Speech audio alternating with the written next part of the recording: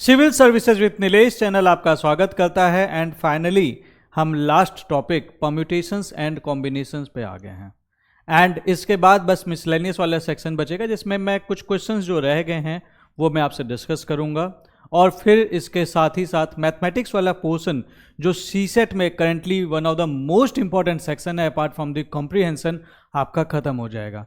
आपको कोई टॉपिक ना समझ में आया हो, आपको मेरा एडवाइस है कि वीडियोस देख लीजिए एंड उसके बाद csctopper.com पे प्रैक्टिस कीजिए। इससे ज़्यादा आपको ज़रूरत नहीं पड़ेगी। जैसे जैसे एग्जाम पास आता जाएगा क्वेश्चंस की इंटेंसिटी बढ़ती चली जाएगी। कॉन्सेप्ट्स वाइज इससे ज़्यादा आपको ज़रूरत नहीं पड़ेगी। हाँ, जहाँ पे भी आपको कुछ एक्स्ट्रा मटेरियल की ज़रूरत है वो csctopper.com वाले पोर्टल पे डाल दिया जाएगा।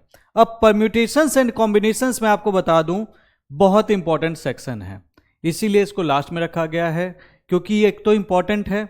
दूसरी बात, ये टॉपिक ऐसा है जो बहुत बार समझने में परेशानी होती है और इस चीज़ को मैं बहुत आसान आपको इस तरीके से समझाऊंगा कि आपको इस टॉपिक को समझने में लेकिन कोई दिक्कत नहीं आएगी। और आप पाएंगे at the end of the lectures जब ये टॉपिक खत्म होगा कि जो भी यूपीएससी सवाल पूछ रहा है ना वो आपके दायरे में आ जाएंगे। तो इस टॉपिक को बहुत ध्यान से पढ़ना। और अगर आपको वीडियो अच्छी लग रही हो, अगर आपको हमारे एफर्ट्स अच्छे लग रहे हो तो इसको जरूर अपने दोस्तों के साथ भी शेयर करना आज, क्योंकि बहुत सारे ऐसे बच्चे हैं जिन्हें एक सही गाइडेंस नहीं मिल पाता मैथमेटिक्स के लिए, तो आप दूसरों की भी हेल्प कर सकते हैं। चलिए समझते हैं परम्यूटेशंस एंड कॉम्बिनेशंस को। 44th क्लास है ये कुछ। अब एक चीज यहां पे आपको समझने की जरूरत है, यूपीएससी मेनली प्रैक्टिकल प्रॉब्लम्स पूछता है। यहां पे परम्यूटेशंस एंड कॉम्बिनेशंस में वो कैलकुलेशंस नहीं पूछते हैं, तो हमारा मोड क्वेश्चंस को समझने में होगा। एग्जैक्टली कुछ हम ज़्यादा कैलकुलेशंस में नहीं जाएंगे, प्रॉब्लम्स को हम समझेंगे कि किस तरीके से इस टॉपिक को हम अप्लाई कर सकते हैं। लेकिन परम्यूटेशंस एंड कॉम्बिनेशंस को पढ़ने से पहले हमें कुछ और चीज़ों को भी जानने की ज़रूरत है। एक चीज़ समझना कि परम्यूटेशंस एंड कॉम्बिनेशंस क्या है, इस चीज़ को जानने के लिए आपको ज़रूरत पड़ेगी ये जानने का कि फैक्टोरियल क्या है, क्योंकि फैक्टोरियल का जगह जगह यूज होगा।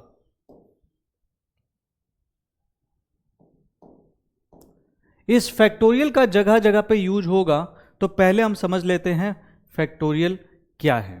ठीक है, फैक्टोरियल का सीधा सा मतलब है it is the continued multiplication.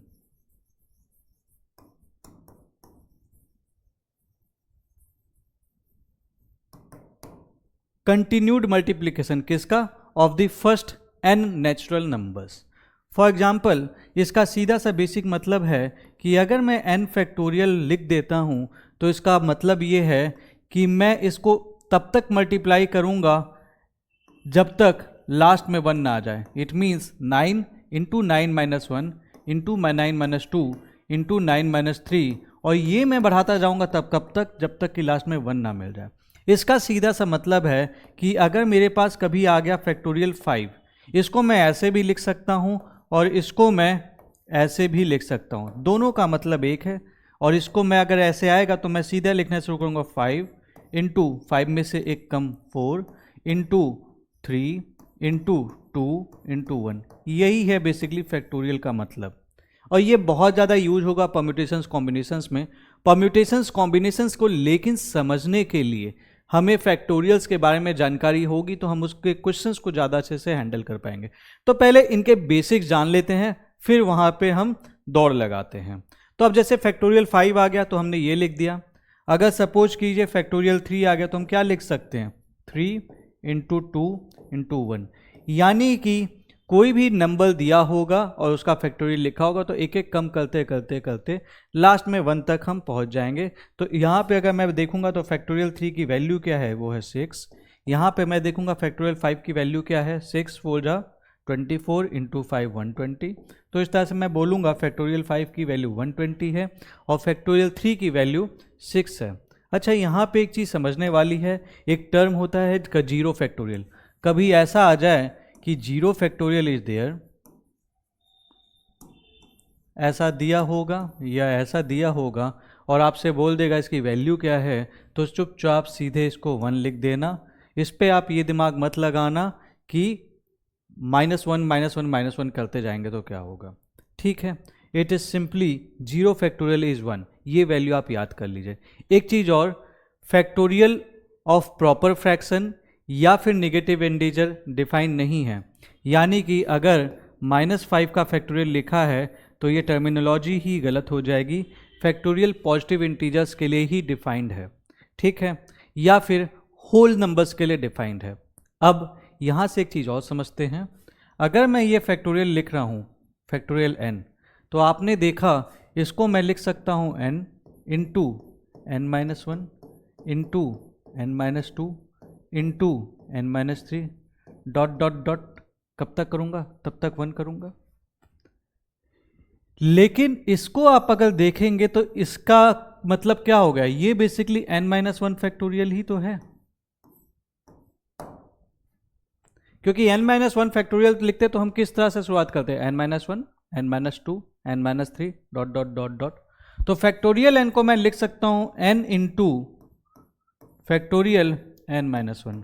अच्छा, चाहे मैं ऐसे लिख दूं चाहे ऐसे लिख दूं, दोनों का मीनिंग एक ही है, तो कभी कंफ्यूज मत होना। मेरी आदत इस तरह से लिखने की, आपकी आदत वैसे हो सकती है, उसमें कोई समस्या नहीं, दोनों सही है। अब इस चीज को भी मैं कैसे लिख सकता हूं, n इंटू, अब एक चीज और देखिएगा, n-1 n-2 n-3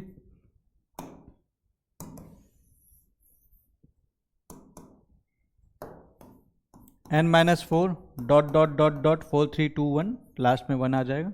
अब मैंने अगर इन दोनों टर्म को छोड़ दिया तो मेरे को यहाँ पे जो ये दिख रहा है ये n-2 का ही तो फैक्टोरियल है, तो मैं इसको इस तरह से भी लिख सकता हूँ n into n-1 n-2 factorial. ये चीज़ मैं आपको क्यों बता रहा हूँ, ये ताकि आपके कन्वीनियंस के लिए कभी कोई क्वेश्चन हो जहाँ पे आपको सॉल्व करने के लिए इनको इस फॉर्म में तोड़ना पड़े तो आपके काम आ जाए, इसलिए मैं आपको ये चीज़ बता रहा हूँ। एक एग्जांपल से समझते हैं, जैसे कि सपोज मेरे पास 8 फैक्टोरियल है, ठीक है, इसको मैं क्या लिख सकता हूँ उसके हिसाब से 8 इंटू 7 फैक्टोरियल। इसको मैं ये भी लिख सकता हूँ 8 इंटू 7 इंटू 6 फैक्टोरियल, आप चाहे ऐसे लिखें चाहे वैसे लिखें, ठीक है। उसको मैं इस हिसाब से भी लिख सकता हूँ 8 इंटू 7 इंटू 6 इंटू 5 फैक्टोरियल। इसको मैं लिख सकता हूँ 8 into 7 into 6 into 5 into 4 factorial. तो सिंपली बढ़ाते चले जाएंगे, इस तरह से आप इसको लिखते चले जाएंगे। ये काम कहाँ पे आता है, सपोज आपको कोई क्वेश्चन दे दिया और एट द एंड आपका एक्सप्रेशन आ गया, let's say 21 factorial by 19 factorial. अब आप इनको इंडिविजुअली कैलकुलेट करेंगे तो आप परेशान हो जाएंगे, तो उसको बचाने के लिए मैं इसको क्या लिख सकता हूँ, 21 इंटू 20 इंटू 19 फैक्टोरियल लिख सकता हूँ, और नीचे ऑलरेडी 19 फैक्टोरियल है तो मैं क्या करूँगा, 19 काट दूंगा और इसको सीधे लिखूंगा 21 इंटू 20, दैट इज 2 1 जा 2 2 2 जा 4, 420 इसका उत्तर होगा, ठीक है। या कभी ऐसे कोई एक्सप्रेशन हो, let's say factorial 10 upon factorial 6 into factorial 4, ठीक है।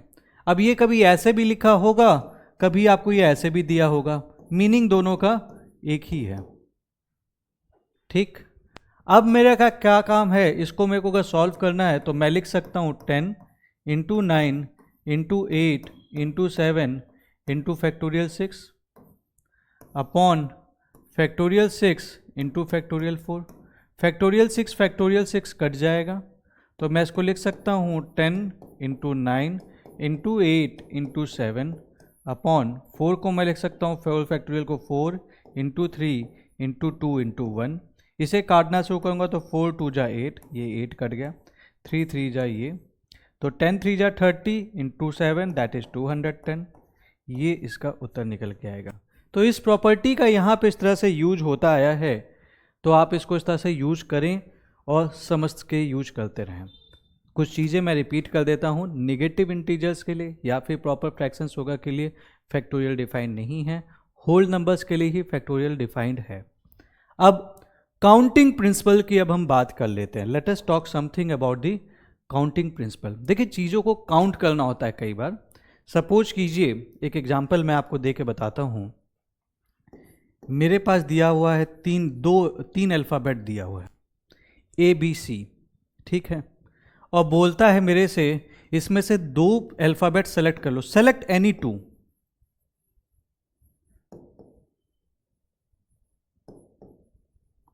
दो अल्फ़ाबेट सेलेक्ट कर लो, तो मैं क्या सेलेक्ट कर सकता हूं?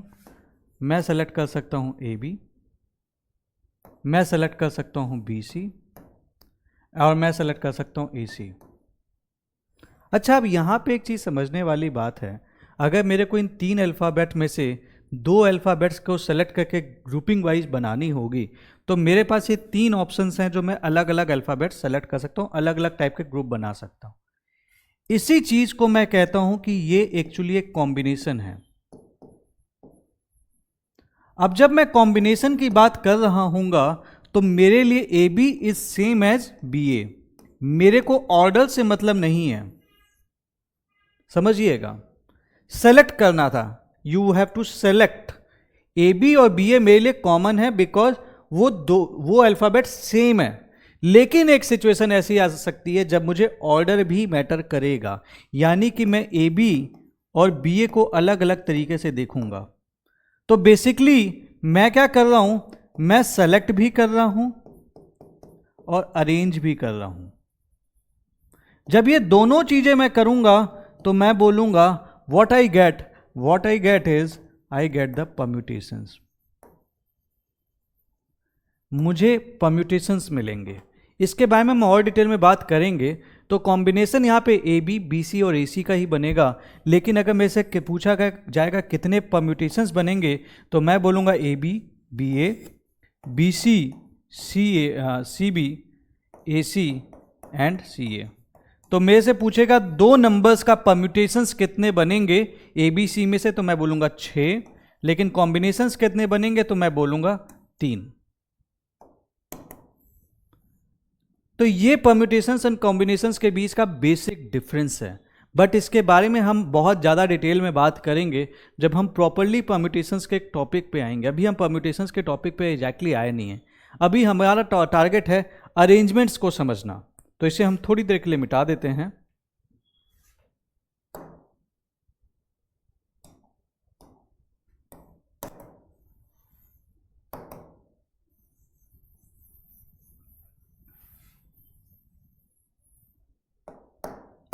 और थोड़ी देर पे बिताने के बाद हम समझते हैं what is the fundamental principle of counting.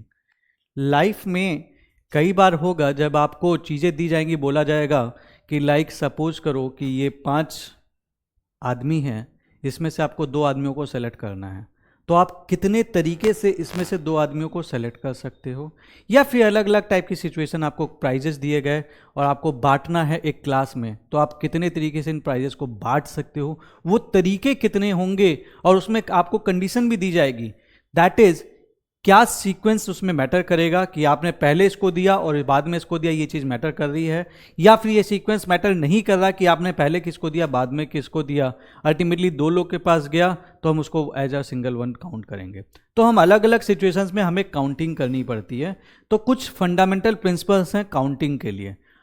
अब काउंटिंग के 2 प्रिंसिपल्स हैं। पहली काउंटिंग का प्रिंसिपल है फंडामेंटल प्रिंसिपल ऑफ मल्टीप्लीकेशन,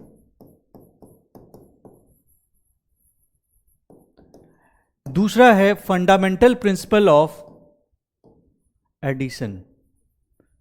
और बिलीव मी, अगर आपने इसको समझ लिया तो कॉम्बिनेशन एंड परम्यूटेशन पे तो आप विजय यहीं पे पा लेंगे। इसी के ऊपर बेस्ड है पूरा परम्यूटेशंस कॉम्बिनेशंस। वो सब कुछ, वो सारे सवाल जो परम्यूटेशंस कॉम्बिनेशंस में आते हैं, आप यहां से भी मोर और लेस कर ही लोगे। तो इसको बहुत अच्छे से समझना, ये रीढ़ की हड्डी है। और मैं बता दूं, अगर आपने परम्यूटेशंस कॉम्बिनेशंस और अच्छे से कर लिया तो ऑब्वियस सी बात है प्रोबेबिलिटी के क्वेश्चंस तो आप ऐसे ही उड़ा के रख दोगे। तो समझते हैं इन दोनों प्रिंसिपल्स को कि क्या है ये fundamental principles of multiplication and what is the fundamental principle of addition. Fundamental principle of multiplication ये कहता है कि अगर 2 काम ऐसे हैं, if there are 2 jobs such that एक जॉब इसमें से m वेज में की जा सकती है, और जब ये कंप्लीट किया गया तो इसमें से हर एक जॉब को n वेज में फिनिश किया जा सकता है। तो इन जॉब्स को सक्सेशन में कंप्लीट कितनी वेज में किया जा सकता है, m इंटू n वेज। ऐसे केस में मल्टीप्लाई हो जाएगा। इसको मैं आपको और अच्छे से समझाता हूँ। सपोज आपको कोई काम दिया गया, सपोज आप ए पर्सन हो, आपको सी जगह पे जाना है, ठीक है। बी कोई रास्ता है बीच में, बी पे जाने के 3 तरीके हैं। ए से बी पे जाने के, हमारा अल्टीमेट टारगेट है कि हमें सी तक पहुंचना है, लेकिन सी पे जाने के लिए हमें बी से जाना जरूरी है। तो ऑब्वियस सी बात है, ये जो 3 रास्ते होंगे 1 2 3, इसमें से कोई भी रास्ता हम चुनेंगे और हम बी तक जाएंगे। उसके बाद बी से सी तक जाने में 5 तरीके हैं, 1 2 3 4 5। और आपसे पूछ दिया फिर कि ए से सी तक आप कितने तरीके से जा सकते हैं, तो आप क्या बोलोगे? आप बोलोगे ए से सी तक कितने तरीके से जा सकते हैं। इसका सीधा सा मतलब है कि हम 3 × 5 तरीके से जा सकते हैं। और ये क्यों बोलोगे, ये भी एक सवाल है कि आप ऐसा बोलोगे ही क्यों आपने मल्टीप्लाई कर दिया। तो समझना, मेरा टोटल जो काम था वो था ए से मुझे सी पे जाना था। इस चीज को समझना बहुत बेसिक चीज है। मुझे ए से सी पे जाना था, तभी मेरा काम पूरा होता। और इस काम को छोटे छोटे टुकड़ों में बांट दिया गया।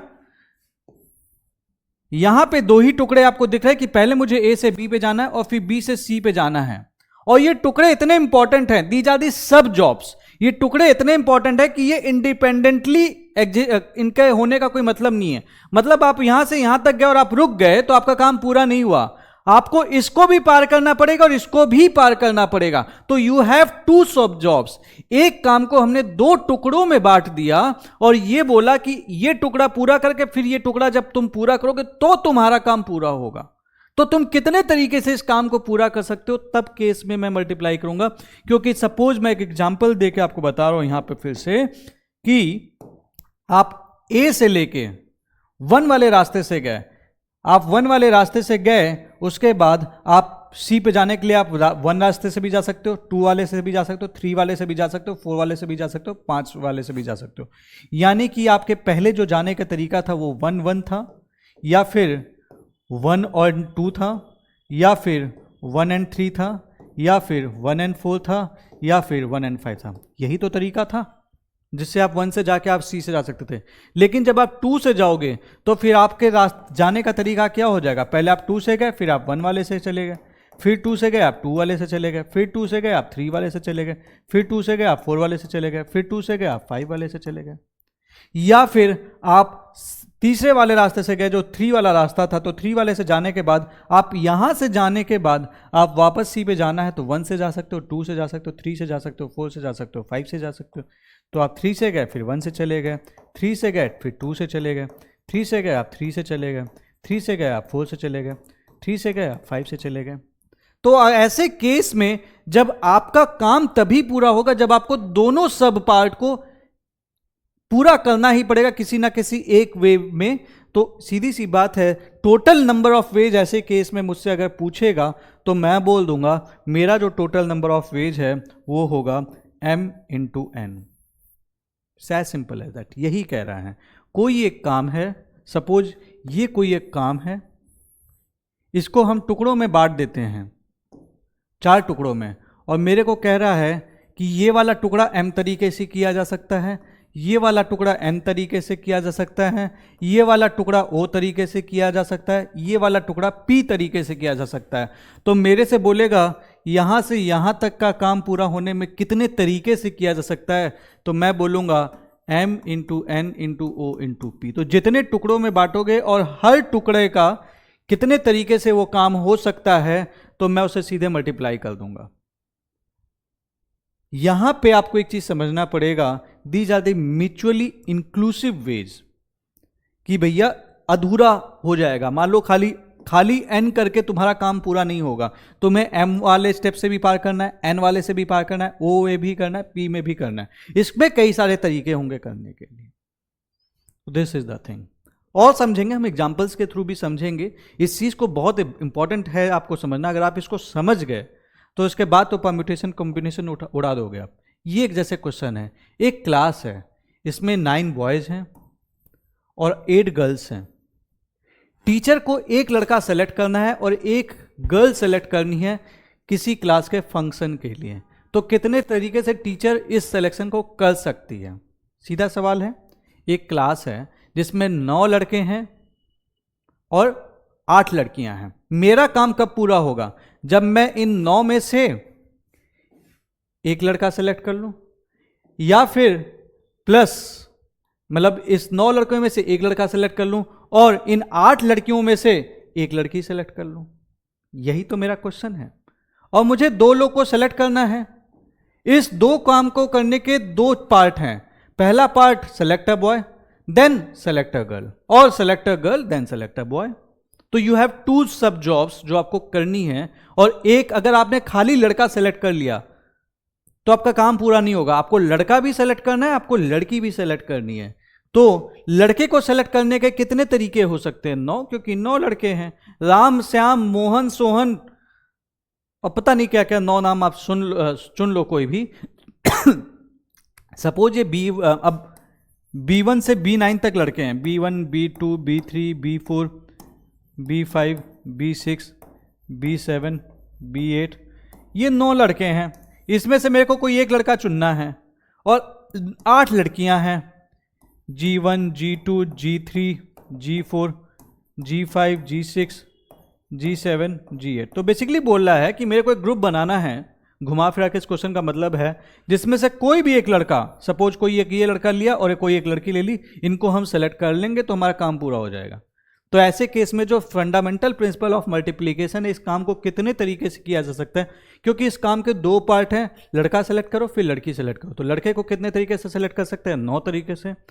मैडम जी को कितने तरीके से सेलेक्ट कर सकते हैं? 8 तरीके से। टोटल तरीके कितने हो जाएंगे? 9 × 8, क्योंकि काम तभी कंप्लीट होगा। तो 72 वेज हैं जिसमें जो ये सिलेक्शन है वो किया जा सकता है। सिंपल है, ठीक है। तो इसी प्रिंसिपल को जैसा मैंने बताया, आपसे बोला भी कि इसको हम एक्सटेंड कर सकते हैं कि देयर आर कोई जॉब है, you have a finite job, ठीक है। आपके पास उस जॉब के सब पार्ट हैं। You have a job, you have a सब part J1, J2, J3 ... Jn। J1 काम को करने के N1 तरीके हैं, J2 काम को करने के N2 तरीके हैं, J3 काम को करने के N3 तरीके हैं, और इसके काम करने के Nn तरीके हैं, ठीक है। इस केस में जो टोटल नंबर ऑफ वेज हैं जिसमें ये ओवरऑल काम किया जा सकता है, ये क्योंकि आपको पता ही, ये इस काम को हम टुकड़ों में देख सकते हैं। ये भी होना है, ये भी होना है, तभी काम, सारे काम एटलीस्ट होने ही हैं Jn। तो इसके लिए मैं कहूंगा कि जो J वाला जॉब है, जो J वाला काम है, ये पूरा तभी हो पाएगा, या फिर आपसे पूछता है कि कितने तरीके से इस काम को किया जा सकता है, तो आप सीधे लिखोगे N1 × N2 × N3 × ... Nn। इतने तरीके से इस काम को किया जा सकता है, ठीक है। अब इसका सीधा सा मतलब है, सपोज कीजिए A प्लेस है, A से B पे जाने का 3 तरीका है, B से C पे जाने का 6 तरीका है, C से D पे जाने का 2 तरीका है, एंड D से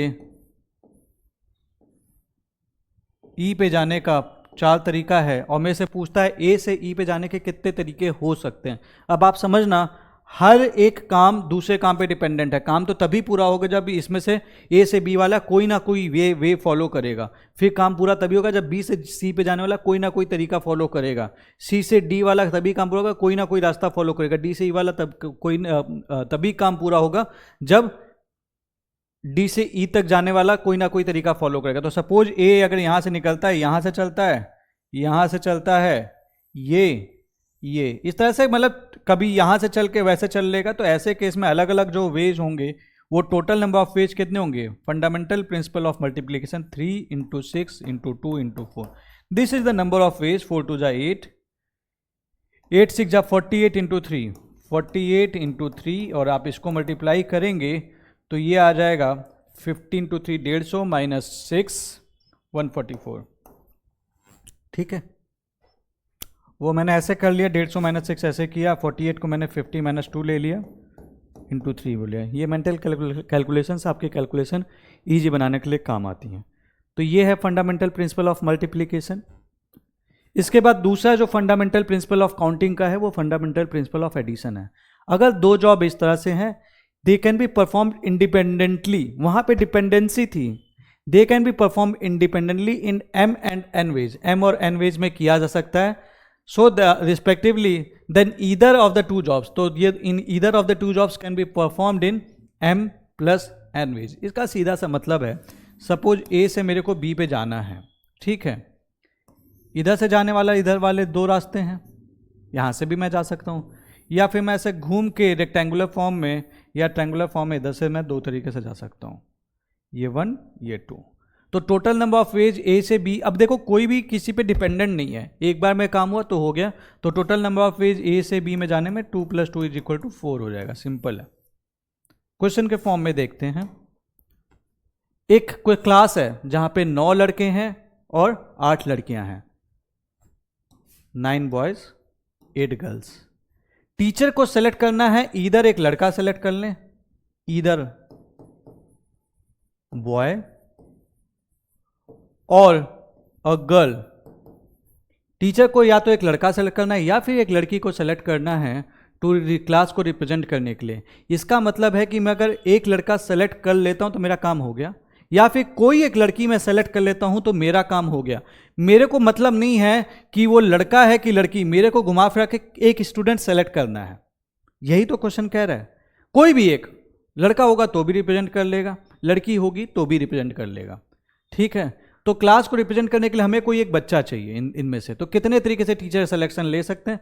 तो सीधा सा है कि मैं 9 लड़के हैं, इसमें से कोई एक सेलेक्ट कर लूं, 8 लड़कियां हैं, इसमें से मैं कोई एक सेलेक्ट कर लूं। तो टोटल नंबर ऑफ वेज क्या होंगे? 9 + 8 = 17 through the fundamental principle of addition. क्योंकि लड़का जब हमने सेलेक्ट कर लिया तो हमारा काम पूरा हो गया, या फिर लड़की हमने सेलेक्ट कर ली तो हमारा काम पूरा हो गया। हमको उसके बाद एक बार एक लड़का हमने सेलेक्ट किया, हमारा काम पूरा हो गया। हमको मतलब ही नहीं है कि कितनी लड़कियां हैं, या फिर एक लड़की हमने सेलेक्ट कर ली, हमारा काम पूरा हो गया, हमको मतलब नहीं है कि कितने लड़के हैं, क्योंकि हमारा काम क्या था? एक बच्चा सेलेक्ट करना, दैट्स इट। पिछले क्वेश्चन में क्या था? एक लड़का भी सेलेक्ट करोगे तुम 9 में से और एक लड़की भी सेलेक्ट करोगे इन 8 में से, और फिर आप बोलोगे कि अलग अलग कितने टाइप के ग्रुप सेलेक्ट कर बना सकते हो आप। एक लड़के और लड़कियों का कौन कौन टाइप का ग्रुप बन सकता है, तो वहां पे इसलिए मल्टीप्लाई हुआ था। यहां पे ये डिपेंडेंसी ही नहीं है, या तो एक लड़का सेलेक्ट करोगे या तो एक लड़की सेलेक्ट करोगे, काम पूरा हो गया। तो इसके सब पार्ट्स नहीं हैं, तो इसलिए यहां पे एडिशन हो गया।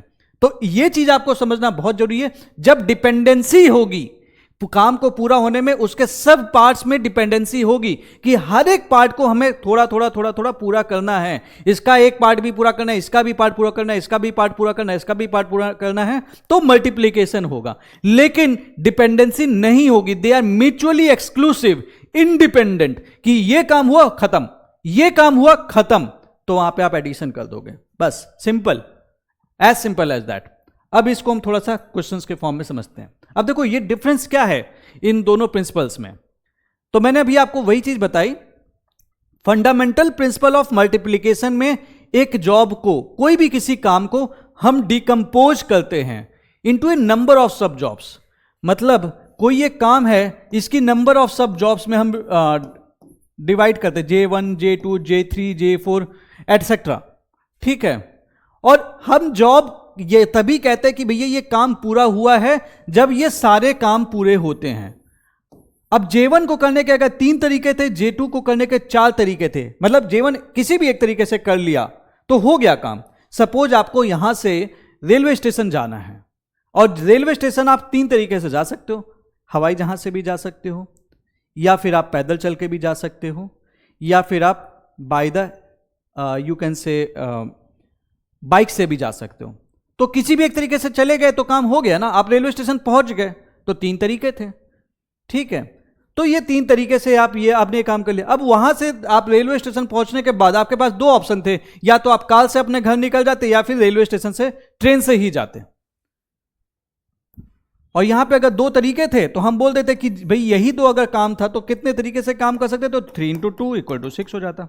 तो बेसिकली जो मैं आपको बताना चाहता हूं वो ये है घुमा फिरा के कि कोई भी काम हमको अगर J1 J2 J3 J4 इस टाइप से हम पार्ट्स में वो कर दें, मतलब डिवाइड कर दें, and they are unconnected to each other. Unconnected इस तरीके से है कि इसको अपना खुद का होने के लिए इसकी जरूरत नहीं है, लेकिन इसका होना जरूरी है। डिपेंडेंसी कहां पे आएगी, जब ये 1 by 1 हो रहे हैं, ठीक है, तो they are unconnected to each other. तो हम कहते हैं कि ये काम तभी J परफॉर्म होगा जब J1 भी परफॉर्म किया जाए, जो भी तरीके पॉसिबल है, J2 भी परफॉर्म किया जाए, जो भी तरीके पॉसिबल है, J3 भी परफॉर्म किया जाए, जो भी तरीके से पॉसिबल है, और J4 भी परफॉर्म किया जाए, जो भी तरीके पॉसिबल है, and they are mutually inclusive. तो हम जो भी, अगर ये मान लीजिए M तरीके से किया जा सकता है, ये N तरीके से किया जा सकता है, ये O तरीके से, ये P तरीके से, तो हम बोलेंगे J को करने का कितने तरीके हैं, M N O and P। यही इसका मतलब है फंडामेंटल प्रिंसिपल ऑफ मल्टीप्लिकेशन। और फंडामेंटल प्रिंसिपल ऑफ एडिशन क्या है, इंडिपेंडेंट काम है और हमको एक परफॉर्म करना है। तो टोटल नंबर ऑफ वेज करने का तरीका क्या है, सिंपल सा है, हम ऐड कर देंगे जो मैंने आपको दिखाया। तो इसमें कुछ करना नहीं है, सिंपल है। जैसे कि अब ये सपोज एक ये है, यहां से आपको यहां पे जाना है, आपके पास स्ट्रेट वाले रास्ते से भी जा सकते हो या फिर आप सर्कुलर वाले रास्ते पे से भी जा सकते हो। ये इंडिपेंडेंट है ना, ए से बी पे जाने का। कितने तरीके, ऐड ही तो करोगे, 2 + 2, ये 2 + 2 तरीके से ऐड कर दोगे। ये होगा, अगर ये 3 तरीका होगा तो 2 + 3 कर दोगे, दैट इज 5 वेज। आप 2 × 3 नहीं करोगे। बस यही चीज है डिफरेंस इनके बीच में। और हम बाकी एग्जाम्पल से भी समझेंगे, क्योंकि ये समझना बहुत जरूरी है। अगर आपने ये चीज समझ लिया तो परम्यूटेशन कॉम्बिनेशन की रीढ़ की हड्डी आप समझ गए। उसके बाद आपको परम्यूटेशन कॉम्बिनेशन में अलग से नहीं भी पढ़ाऊंगा ना तो भी कर लोगे, जो यूपीएससी सवाल पूछता है, टफ नहीं रहेगा। तो इसको समझना बहुत जरूरी है।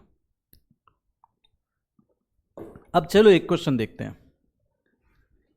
4 कैंडिडेट्स हैं, एक क्लासिकल के लिए, एक मैथमेटिकल के लिए और एक नेचुरल साइंस स्कॉलरशिप के लिए। यानी कि यू हैव द 3 स्कॉलरशिप्स, ठीक है। तो कितने तरीके से इन स्कॉलरशिप को अवॉर्ड किया जा सकता है, अब समझना।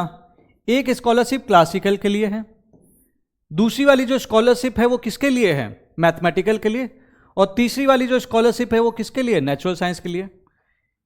तो ये काम तभी होगा जब आप एक बच्चा क्लासिकल के लिए चुन लेंगे, एक बच्चा मैथमेटिकल के लिए चुन लेंगे, एक बच्चा नेचुरल साइंस के लिए चुन लेंगे। तो क्लासिकल के लिए कितने बच्चे अवेलेबल हैं, 4 बच्चे। तो इन चारों में आप किसी को भी दे सकते हैं। मैथमेटिकल के लिए कितने बच्चे अवेलेबल हैं, 6 बच्चे अवेलेबल हैं, आप इसमें से किसी को भी दे सकते हैं। और नेचुरल साइंस की स्कॉलरशिप के लिए कितने बच्चे अवेलेबल हैं, 10 बच्चे अवेलेबल हैं, आप किसी को भी स्कॉलरशिप दे सकते हैं। और आपका काम कब पूरा हो रहा है, आपका काम कब तब पूरा हो रहा है जब आपको तीनों में से एक एक स्कॉलरशिप देनी है। ये तीनों जो स्कॉलरशिप है एक एक बच्चे को दे देनी है, इस तरीके से कि इसको आप 4 तरीके से दे सकते हो, इसको आप 6 बच्चों को दे सकते हो, इसको आप 10 में से किसी एक बच्चे को दे सकते हो। तो इसको करने के 4 तरीके, इसको करने के 6 तरीके, इसको करने के 10 तरीके। तो टोटल नंबर ऑफ वेज जिसमें से इन स्कॉलरशिप को दिया जा सकता है दैट इज 4 × 6 × 10 विच इज 240। सीधे फंडामेंटल प्रिंसिपल ऑफ मल्टीप्लीकेशन। अब अगला क्वेश्चन आ गया, इन how many veg one of these scholarship can be given. मतलब कोई भी एक स्कॉलरशिप अगर मैं दे देता हूं मेरा काम पूरा हो गया।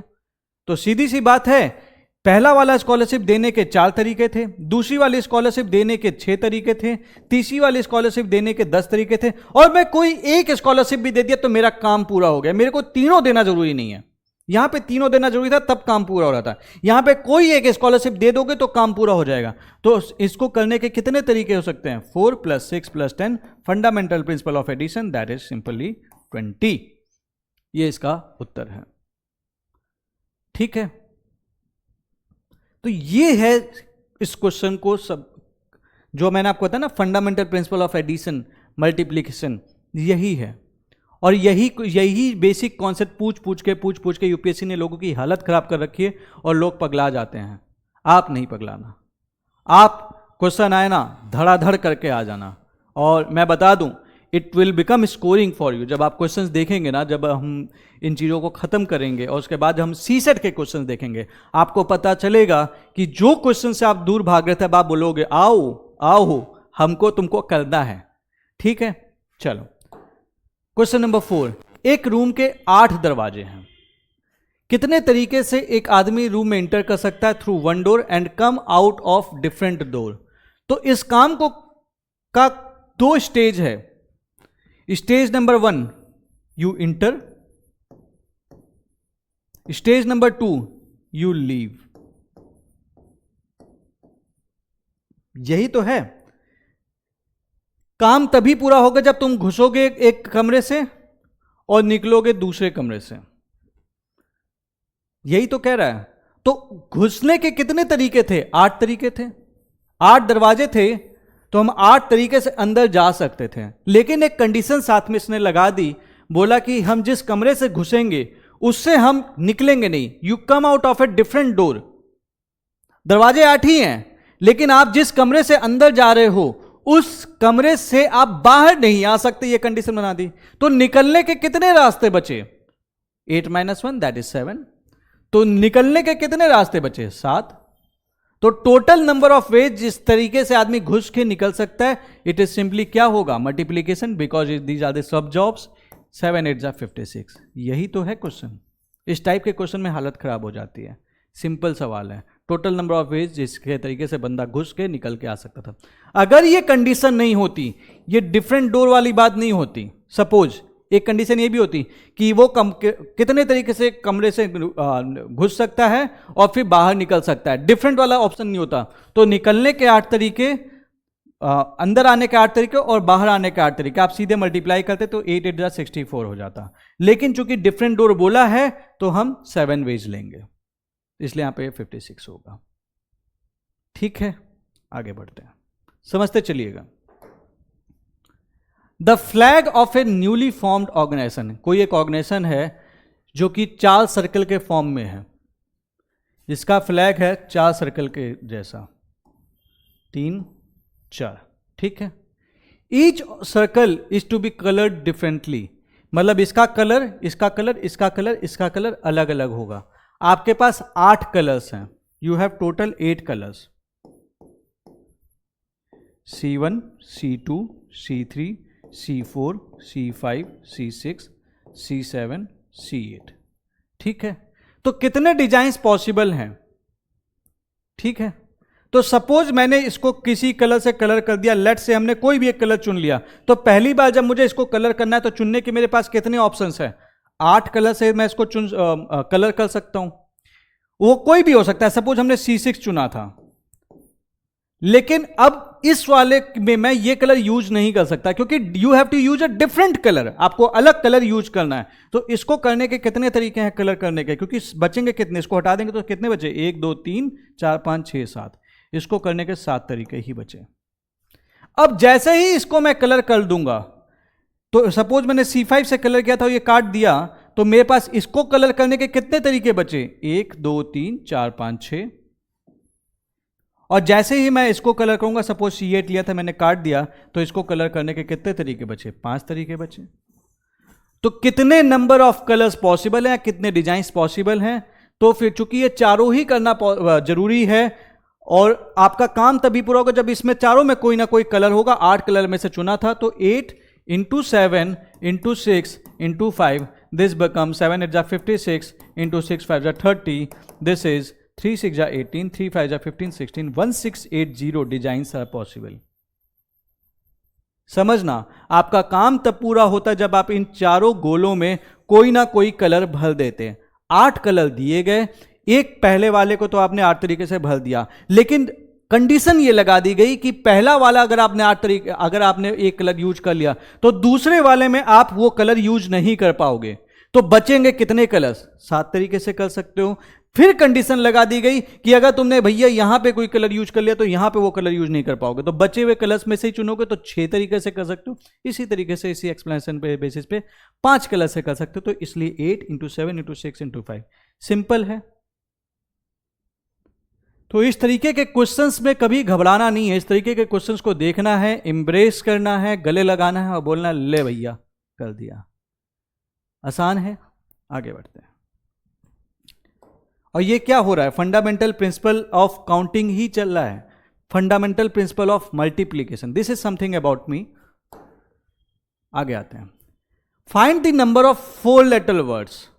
4 लेटर वर्ड्स। अच्छा, यहां पे मैं आपसे बता दूं, अभी तक अगर आपने हमारा Telegram channel UPSC prelims with Nilesh join नहीं किया तो ज्वाइन कर लीजिए, क्योंकि जैसा मैंने बताया था मेंसुरेशन वाला जो टॉपिक है उसकी जो पीडीएफ है वो मैं चैनल पे ही प्रोवाइड करूंगा, तो वो जल्दी आपको मिल चुकी होगी। बस आपको यहाँ पे जाना है एंड सर्च करना है वहाँ पे फाइल्स वाले सेक्शन में, और उस चैनल को सब्सक्राइब कर लीजिए। आपको बहुत सारी गाइडेंस आपको मिलती रहेगी, सही तरीके की गाइडेंस मिलेगी, वो कोई भटकाने वाली बात नहीं है। तो do not miss this channel UPSC prelims with Nilesh. Telegram पे आप जरूर ज्वाइन करें, जरूर जुड़ें हमसे। Find the number of 4 letter words with और विदाउट मीनिंग। तो मीनिंग से तो हमको मतलब नहीं है। Which can be formed out of the letter rose. Rose में 4 अल्फाबेट्स दिए हुए हैं और हमको 4 लेटर वर्ड्स बनाना है, 1 2 3 4। जब repetition of letters is not allowed, letters का रिपीटिशन अलाउड नहीं है, तो सीधी सी बात है, अगर हम यहां पे पहले वाले को करने के कितने तरीके हो गए, 4। कोई भी रोज में से चुन सकता हूं, ओ चुन लिया, 3 बचे। तो इसको करने के कितने तरीके हो जाएंगे, बचेंगे 3 जो बचे हुए अल्फाबेट्स हैं। फिर इसको करने के इसी तरीके से जब हमने 2 चुन लिए तो हमारे पास 2 ही तरीके होंगे उसको, और इसके बाद इसके पास कोई ऑप्शन नहीं रहेगा, जो बचेगा वही होगा। तो कितने लेटर्स बन सकते हैं, अगर सभी के लेटर्स डिफरेंट होंगे तो 4 × 3 × 2 × 1, क्योंकि ये काम तभी पूरा हो रहा होगा जब ये सारा स्टेप पूरा हो रहा होगा। तो 4 3 जा 12, 12 2 जा 24, 24 लेटर्स आपके बन पाएंगे, 24। ठीक है, रिपीटिशन अलाउड है। पहला तरीका तो ये था, ये वाला ए वाले का आंसर है 24। लेकिन अब रिपीटिशन अलाउड है, मतलब आप आर आर आर आर भी लिख सकते हो, आर आर एस ई भी लिख सकते हो, रिपीटिशन अलाउड है वर्ड्स का।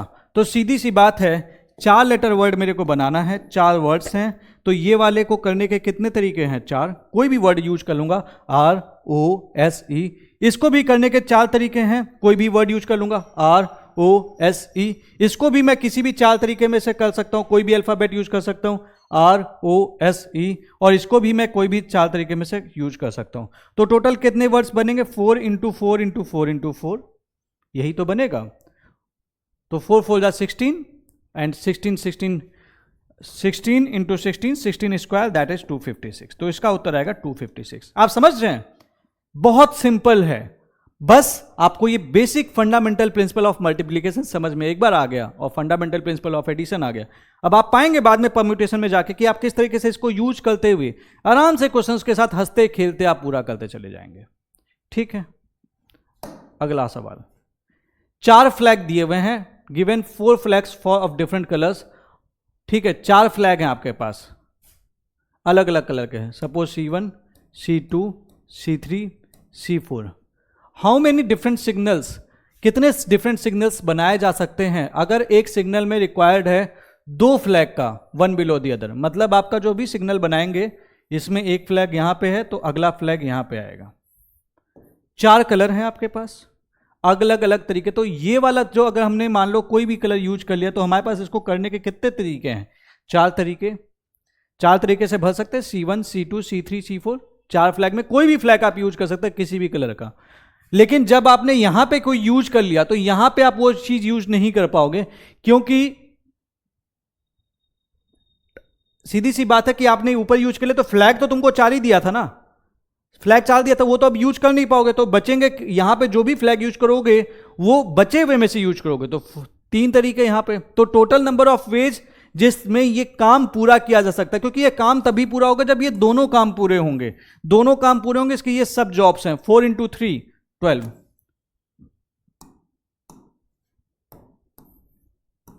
ये 3 तरीके था, तो इसका आंसर हो जाएगा 4 × 3, दैट इज 12। सिंपल। आप समझ रहे हैं हम क्या कर रहे हैं कि किसी काम को करने के 4, अगर किसी काम को हमने टुकड़ों में बांट दिया और हर टुकड़े को m वेज में, n वेज में, इस या फिर x वेज में कर सकते, तो हम उसको मल्टीप्लाई करेंगे। कई जगह पे इसको MNP प्रिंसिपल भी कहते हैं, इसको हम M तरीके से कर सकते हैं, इसको हम N तरीके से कर सकते हैं, इसको P तरीके से कर सकते हैं। तो हम बोल देते हैं this total number of ways is M into N into P, जो भी आपको समझ में आता है। That is basically the fundamental principle of multiplication. ठीक है, वही यूज हो रहा है। ये क्वेश्चन देखना, find the number of different signals that can be generated by arranging at least, यहां पे एटलीस्ट वर्ड यूज हुआ है, ये इंपॉर्टेंट है, 2 flags in order one below the other on a vertical shaft if 5 different colours are available. 5 different colours अगर available हैं, यानी कि आपके पास कलर कौन कौन से हैं, C1, C2, C3, C4, C5। अब मेरे को बोल रहा है कि हमें डिफरेंट सिग्नल जनरेट करने हैं जिसमें एटलीस्ट 2 फ्लैग का तो तुमको यूज करना ही है। यानी कि केस 1 में तुम 2 फ्लैग भी यूज कर सकते हो, या फिर तुम 3 फ्लैग यूज कर लो, या फिर तुम 4 फ्लैग यूज कर लो, तब भी तुम्हारा सिग्नल बनेगा, या फिर 5 फ्लैग यूज कर लो। ठीक है, ये वाला करोगे तो भी काम पूरा हो जाएगा, ये वाला कर लोगे तो भी काम पूरा हो जाएगा, ये वाला काम कर लोगे तो भी पूरा हो जाएगा, ये वाला कर लोगे तो भी पूरा हो जाएगा। अब एक चीज समझना, अगर मैं 2 फ्लैग यूज कर रहा हूं, सिर्फ 2 फ्लैग 1 2, तो सीधी सी बात है 5 कलर्स थे, अरेंजिंग 2 फ्लैग्स इन ऑर्डर। ठीक है, तो 5 फ्लैग्स थे या फिर 5 डिफरेंट फ्लैग्स थे जिनके अलग अलग कलर थे, कुछ भी कह लो, मैं कलर बोल रहा हूं, आप फ्लैग मान लेना। तो इसके लिए अगर हम 5 में से कोई भी फ्लैग यूज कर सकते हैं, तो इसको करने के 5 तरीके, और इसको करने के कितने तरीके, 4 तरीके। तो टोटल तरीके कितने हो जाएंगे, 5 इंटू 4 इज इक्वल टू 20। इस काम को करने के 20 वेज हैं, 20 तरीके से आप सिग्नल जनरेट कर सकते हो। लेकिन मेरे पास एक और पॉसिबिलिटी है कि हम 3 फ्लैग ले लेते हैं यार। तो 3 फ्लैग लेंगे, तो इसको लिए आप 5 फ्लैग्स में से कोई भी चुन सकते हो। 5 फ्लैग में से एक फ्लैग चुना और सारे कलर्स अलग होने चाहिए, तो इसको करने के बचे हुए तरीके 4 और इसको करने के बचे हुए तरीके 3। तो टोटल करने के तरीके 5 इंटू 4 इंटू 3, 5 4 जा 20, 23 जा 60। अब हमें 4 फ्लैग यूज करना है, मान लो 1 2 3 4। तो इसको करने के 5 तरीके, इसको करने के 4 तरीके, इसको करने के बचे हुए 3 तरीके। वही चीज जो मैंने अभी आपको बहुत देर से बता रहा हूं, इसको करने के 2 तरीके। आप इसको मल्टीप्लाई करोगे 5 4 जा 20 इंटू 3 60 इंटू 2, दैट बिकम्स 120। 5 तरीके फ्लैग्स 1 2 3 4 5। इसको करने के 5 तरीके, इसको करने के 4 तरीके, इसको करने के 3 तरीके, इसको 2, इसको 1। तो इसको करने के टोटल तरीके कितने हो गए, 120। सीधी सी बात है, 5 इंटू 4 इंटू 3 इंटू 2, या फिर लिखो 5 into 3 into 4, 5 into 4 into 3 into 2 into 1, that is same. अब एक चीज समझना, अगर मैं ये वाला काम कर लेता तो मेरा काम पूरा हो जाता। तो टोटल नंबर ऑफ वेज यहां पे 2 तरीके से 20 हो गए, 3 फ्लैग्स वाले 60 तरीके से मैं सिग्नल जनरेट कर सकता हूं, 4 फ्लैग्स वाले में 120 तरीके के सिग्नल जनरेट कर सकता हूं, 5 फ्लैग लूंगा तो मैं 120 तरीके से ऊपर नीचे करके 120 तरीके का अरेंजमेंट बना सकता हूं। अब एक चीज आपको यहां पे समझने वाली बात है कि हम 2 फ्लैग का भी सिग्नल जनरेट कर दिए, कोई एक सिग्नल, तो हमारा काम पूरा हो गया। मतलब हमको फिर जरूरत नहीं है कि 3 फ्लैग वाला हम यूज करेंगे। लेकिन अगर हो सकता है हम 3 फ्लैग यूज करें तो हम 60 तरीके से सिग्नल जनरेट कर लेंगे, कोई भी एक तरीका हमने कर लिया तो हमारा काम पूरा हो गया। मतलब ये फ्लैग वाला जो सिग्नल है ये इस पर डिपेंडेंट नहीं है। तो ये काम हो गया तो भी हम बोलेंगे काम पूरा हो गया, ये काम हो गया तो भी बोलेंगे काम पूरा हो गया, ये काम हो गया तो भी बोलेंगे काम पूरा हो गया, ये काम बोलेंगे तो भी पूरा हो गया। तो इसलिए टोटल नंबर ऑफ वेज हो जाएंगे 20 प्लस 60 प्लस 120 प्लस 120। और इसको जब मैं ऐड करता हूं तो मेरा उत्तर जो निकल के आता है वो 120 120 260 240 प्लस 60 300 320 निकल के आता है। तो टोटल नंबर ऑफ वेज जो है वो 320 है। ये बहुत इंपॉर्टेंट है। यहां पे देखिए हमने fundamental principle of addition and fundamental principle of multiplication दोनों यूज किया है।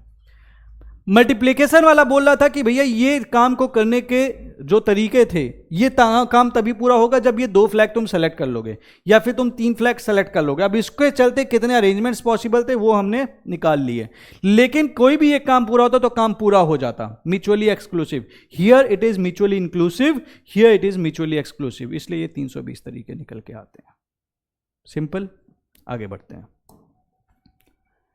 एक monthly test of civil services with Nilesh में फैकल्टी ने डिसाइड किया कि 4 क्वेश्चंस होंगे, मतलब फैकल्टी ने बोला भैया हम 4 क्वेश्चन लेंगे, ठीक है, और इस तरीके से लेंगे कि क्वेश्चन 1 एक्सरसाइज 1 से होगा, क्वेश्चन 2 एक्सरसाइज 2 से होगा, क्वेश्चन 3 एक्सरसाइज 3 से होगा, और क्वेश्चन 4 जो होगा वो एक्सरसाइज 4 से होगा।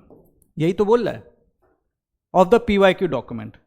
अगर एक्सरसाइज 1 में 10 क्वेश्चंस हैं, 2 क्वेश्चन है एक्सरसाइज 2 में, 5 क्वेश्चन एक्सरसाइज 3 में, और 7 क्वेश्चन है एक्सरसाइज 4 में, then in how many ways this 4 questions can be selected. तो कितने तरीके से ये 4 क्वेश्चन सेलेक्ट किए जा सकते हैं? तो क्वेश्चन 1 कितने तरीके से सेलेक्ट किया जा सकता है? 10 तरीके से। कोई भी 10 क्वेश्चन में से आप एक क्वेश्चन उठा लोगे, आपका सेलेक्ट हो गया। क्वेश्चन 2 कितने तरीके से सेलेक्ट किया जा सकता है? 2 ही क्वेश्चन है, कोई एक उठाओगे। क्वेश्चन 3 कितने तरीके से सेलेक्ट किया जा सकता है? कोई एक, 5 में से एक क्वेश्चन, तो 5 तरीके। क्वेश्चन 4 कितने तरीके से किया जा सकता है? कोई भी एक क्वेश्चन उठा लो, 7 तरीके। तो टोटल नंबर ऑफ वेज कितने होंगे? 10 × 2 × 5 × 7, यही आपका उत्तर होगा। तो 7 × 5 = 35 × 2 70 × 10 700 वेज हैं जो हम जिस तरीके से क्वेश्चन बना सकते हैं। देख रहे हो, टोटल 12 5 15 7 22 क्वेश्चंस में आप 700 टाइप के क्वेश्चंस का सिलेक्शन ले सकते हो। कितना मतलब मैथमेटिक्स है, 700 तरीके से आप क्वेश्चन सेलेक्ट कर सकते हो ऊपर नीचे करते करते, ठीक है। अब एक चीज़ और समझ रहे हैं यहाँ पे, अगर ये क्वेश्चन ये कहता कि अगर हम कोई भी एक क्वेश्चन सेलेक्ट कर लेंगे, कोई भी एक क्वेश्चन सेलेक्ट कर लेंगे तो हमारा काम पूरा हो जाएगा। हमारा टारगेट टोटल एक क्वेश्चन को सेलेक्ट करने का है। क्वेश्चन 1 यहां से उठाना है, अगर हमने लेकिन कोई भी क्वेश्चन उठाएंगे काम पूरा हो जाएगा। तो कितने वेज होंगे जो आप क्वेश्चंस उठा सकते हैं? तो सीधा सा, क्योंकि केवल एक क्वेश्चन करने से हमारा काम पूरा हो रहा है, तो 10 + 2 + 5 + 7, तो हम 22 ही लिखेंगे। तो ये है difference fundamental principle of addition and multiplication में। हाउ मेनी वर्ड विथ और without meaning of 4 distinct letters of English alphabets are there? तो सीधी सी बात है, 4 लेटर्स का वर्ड ढूंढना है। कितने अल्फाबेट्स होते हैं? 26, ABCD EFGH IJKL MNOP QRST UVWX YZ, ठीक है, इतने होते हैं। 26 अल्फाबेट्स होते हैं, सभी के लेटर्स डिस्टिंक्ट होने चाहिए। तो 4 लेटर वर्ड है, तो हम इस तरह से 4 रो बना लेंगे, 4 आपकी लाइन खींच लेंगे। इसको करने के तरीके हैं, सेलेक्ट करने के तरीके 26 हैं, 26 अल्फाबेट में से। लेकिन जब भी जैसे ही हमने इसके लिए सेलेक्ट किया, हमारी बाध्यता हो गई कि हम, चूंकि रिपीटिशन अलाउड नहीं है, डिस्टिंक्ट लेटर है, तो हम यहां के लिए किस में से चुनेंगे? 25 लेटर्स में से ही चुनेंगे। तो इसको करने के 25 तरीके सेलेक्ट करने के लिए, इसको इसी तरीके से सेलेक्ट करने के उसी लॉजिक पे 24 तरीके, इसको उसी तरीके से 23 तरीके। तो टोटल नंबर ऑफ वर्ड्स जो बन सकते हैं जिनके लेटर्स डिस्टिंक्ट होंगे वो होंगे 26 × 25 × 24 × 23। और ये जो भी आप सॉल्व करेंगे ये उसका उत्तर होगा। आप कैलकुलेट करके कमेंट सेक्शन में पोस्ट कर देना। तो आई होप आपको ये क्लास अच्छी लगी होगी, और अगली क्लास में भी मैं अभी तुरंत परम्यूटेशन कॉम्बिनेशन पे नहीं बढ़ूंगा। अगली क्लास में भी हम कम से कम 15-20-25 सवाल डिस्कस करेंगे आपके साथ, ताकि आपको ये कॉन्सेप्ट और अच्छे से क्लियर हो। और उसके बाद एक्चुअली हम परम्यूटेशन कॉम्बिनेशन पे घुसेंगे। बट आप पाएंगे जब हम परम्यूटेशन कॉम्बिनेशन में इंटर किए हैं कि आपने जो ये चीजें सीखी हैं, ये चीज आपको परम्यूटेशन कॉम्बिनेशन का कॉन्सेप्ट आपके लिए कितना आसान बना दिया है इसने। तो आई होप आपको ये वीडियो अच्छी लगी हो, और अगर अच्छी लगी हो दोस्त, तो इस वीडियो को जरूर अपने दोस्त से शेयर करना, और इस चैनल को सब्सक्राइब करना, और इस टेलीग्राम चैनल पे जरूर आप ज्वाइन कर लीजिए, आपको बहुत सारी चीज़ें मिलेंगी। और प्रैक्टिस करने के लिए CSEtopper.com पे आप रजिस्टर कर सकते हैं। आपको यहाँ पे बहुत सारे अच्छे अच्छे क्वेश्चंस मिल जाएंगे, एंड उसके अलावा बेस्ट पीवाई की डॉक्यूमेंट आपको नीलेश AIR 442 पे मिल सकते हैं। एंड एटलीस्ट अगर आप चाहते हैं कि आप बेस्ट तरीके से जाने की पॉलिटी कैसे पढ़ना है, तो पॉलिटी वाला PDF डॉक्यूमेंट जरूर आप डाउनलोड कर लेना, आपको बहुत फायदा मिलेगा। लक्ष्मीकांत पढ़ना आप जरूर सीख जाएंगे। तो with this I thank you all, this was Nilesh Kumar Singh.